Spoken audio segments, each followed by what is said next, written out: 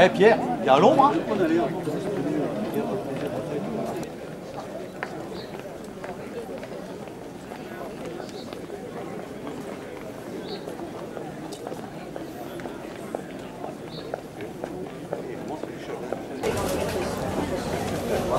Merci.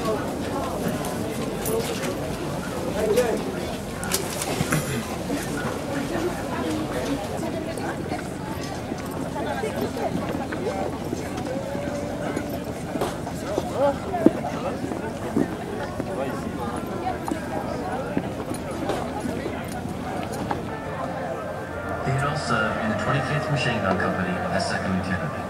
He survived from Mel only to be wounded in action in 1917 and sadly passed away not long after. He did, however, leave a lasting legacy through his diary entries, of which the following accounts of the Fromelles battle are taken. He appeared on a German prisoner of war list, and on the 24th of November there was an official confirmation he had died whilst in German hands. Raymond was only 19. Letter from Private Frederick George Usher to his parents, Sunday, 2nd of July, 1916. Today we arrived at our destination. I consider that France is the most beautiful country I have ever seen. Great news this morning that the troops had advanced over 2 to 4 miles on a 14-mile front. All our boys are anxious to be in these moves. Letter from Private George R. Duncan to his mother, 10th of July. We are now under fire from the enemy just behind the trenches, and so far there have been no casualties. The time has come at last when we must one and all face the enemy, and may God help us for the sake of those we have left behind, for I know you will be most anxious, and I don't want you to worry.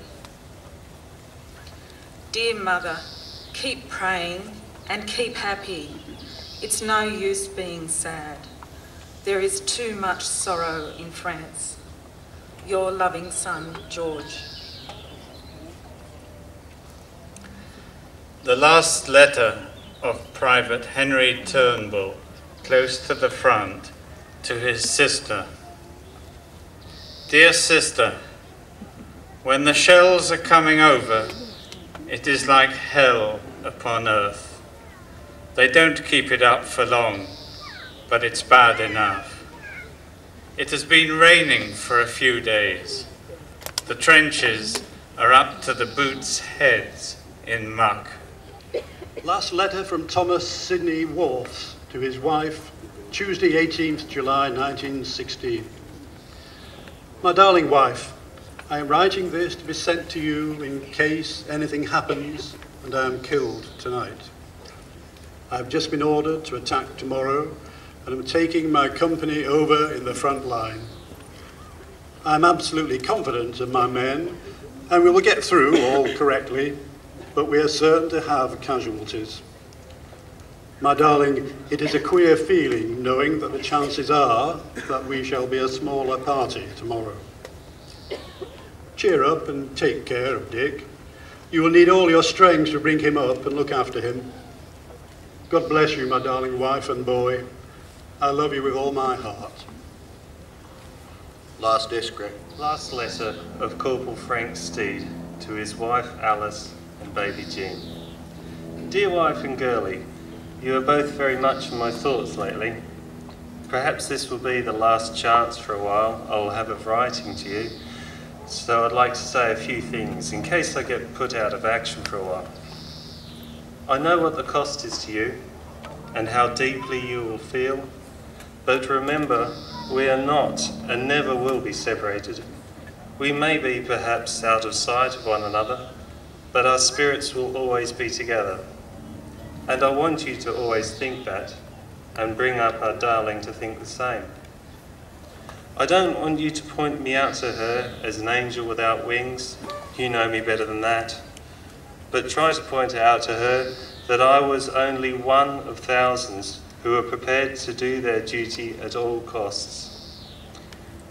And if I have had to pay the great sacrifice while my heart aches for you both, I will have done so willingly, knowing that it is only for a while and that the night will end.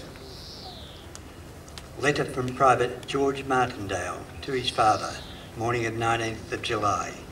Heavy shell fire. Got to firing line and made our way to our positions. Artillery now going at hammer and tongs. Air and earth literally rocked. The concussion would make one lose one's balance, both mentally and physically. Hundreds of guns. Officers stood with watches in their hands. 10 minutes to go. 8, 7, 6, 5, 4, 3 to go. 1, 2, 1. Get ready.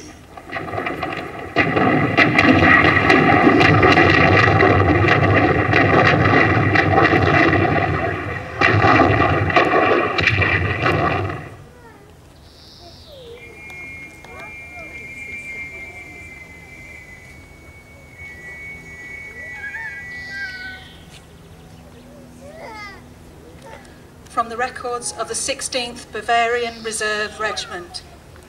The British and Australians began to attack our position.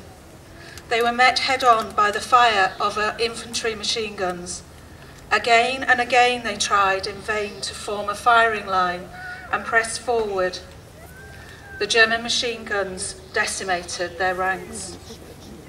Heroic officers with drawn bayonets rushed forward to encourage their men by example. They were mown down. From Captain R. Hugh Nevitt's account of the battle, nothing could exceed the bravery of those boys. The first wave went down like wheat before the reaper.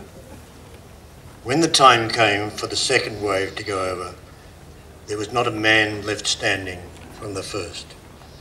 Yet not a lad faltered. Each glanced at his watch, and at the arranged tick of the clock leaped over. In many cases, they did not get further than the first. When it came time for the last wave, though they knew they had to do the work of the three, each man was in his place. From Captain Ivor Stewart Liberty's account of the battle. I have never been so proud in my life as when the moment came. All must have realised that the chances of their return were small indeed, but no one thought of himself or his own danger. I never saw one man flinch. The German machine guns, until now hidden deep in the ground, swept among us. Some got to the German trenches, some got only a few yards. I saw one wounded man binding up his pal. He had hardly started when he got another bullet through his back, which killed him. Letter from Private George Martindale to his father. At noon there was a roll call.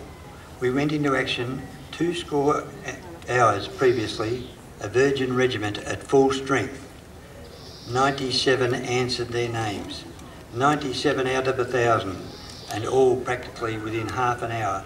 Our neighbouring regiment, the 60th, fared even worse. Less than 80 answering their names out of 1,000. Through all this frightful time, when every second we knew not which would be our last, as sound men or this side of eternity, I heard no sound of complaint.